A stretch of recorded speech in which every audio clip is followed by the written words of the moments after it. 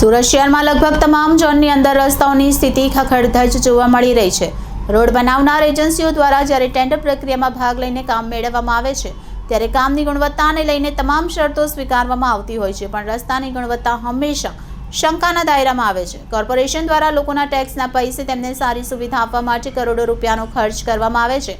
અધિકારીઓ અને નેતા તેમજ એજન્સી પ્રજાના ટેક્સના પૈસા જાણે પાણીમાં વહેડાવવા માટે આયોજન કરતા હોય તેવું આ રસ્તાઓની સ્થિતિ જોતા લાગી રહ્યું છે।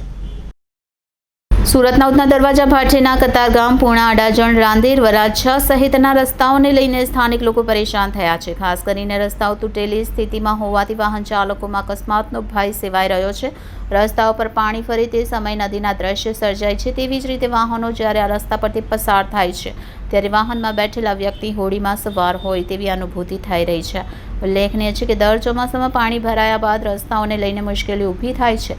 ભૂતકાળમાં પણ આ જ પ્રકારે રસ્તાઓ તૂટી ગયા હતા, જ્યારે અધિકારીઓ દ્વારા મોટી વાતો કરવામાં આવી હતી। કમિશનર દ્વારા રોડ બનાવનાર એજન્સીને બ્લેકલિસ્ટ કરવા સુધીની પણ વાત કરવામાં આવી હતી, પરંતુ રસ્તાની ગુણવત્તાને લઈને જે ટેન્ડર પ્રક્રિયા થતી હોય છે તે મુજબ કામગીરી થતી નથી। આખરે લોકોના ટેક્સના પૈસે બનેલા રસ્તા ઉપર પસાર થવામાં લોકોને જ મુશ્કેલી પડી રહી છે।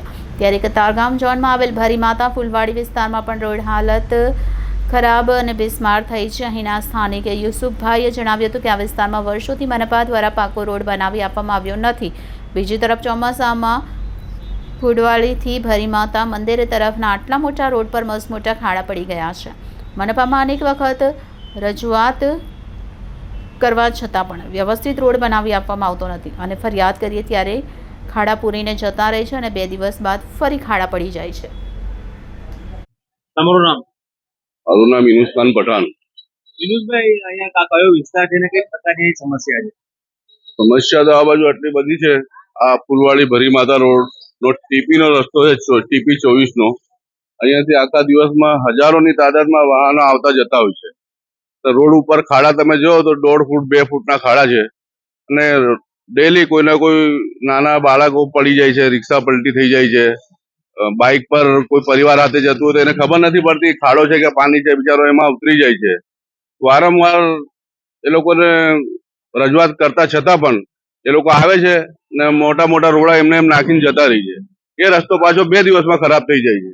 એટલે આ બાજુની સૂઝ લેવા વાળું મને લાગતું નથી કોઈ છે। કેટલો લાંબો રોડ છે, ક્યાંથી ક્યાં સુધી?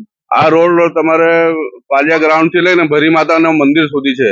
મંદિરમાં જે લોકો આવનારા છે એ લોકોને બી ખૂબ તકલીફનો સામનો કરવો પડે છે। કેટલા વર્ષથી આ સમસ્યા છે?